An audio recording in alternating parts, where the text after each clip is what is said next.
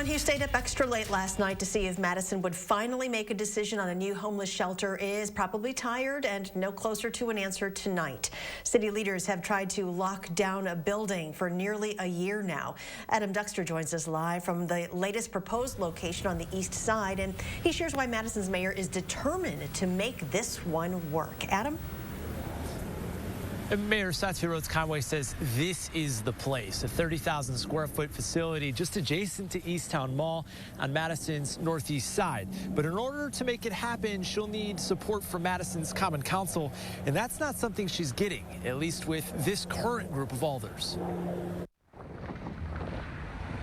Alder Samba Balde hoped to put the idea of a men's shelter coming into this building, a former Gander Mountain in his district, to bed last night. Instead, he went to bed no closer to a conclusion. This is the wrong location, and I don't think we should waste people's time by referring it. Balde was the lone alder to say the city should vote on the proposed location during Tuesday's city council meeting that stretched into early this morning. Instead, the rest of the Common Council deferred until next month. Balde says he's not opposed to the project itself, but says rather this simply isn't the place for it. The city has no plan. They'll tell you they'll bring resources here. Last night I asked them, when will this place be a fully serviced homeless shelter?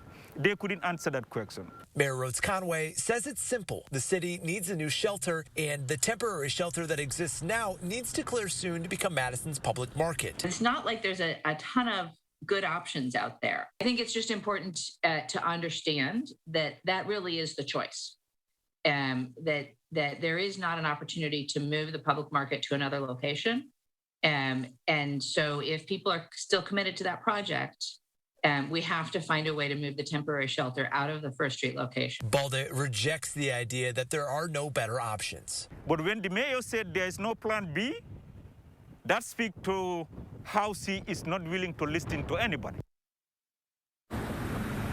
I asked Mayor Rhodes-Conway what happens if the next group of alders on Madison's Common Council are also in opposition to the plan to put the permanent men's shelter here on the northeast side. And she says no matter where the shelter is proposed, she understands there's going to be pushback, but she believes the needs to have a shelter of this caliber outweighs any sort of concern.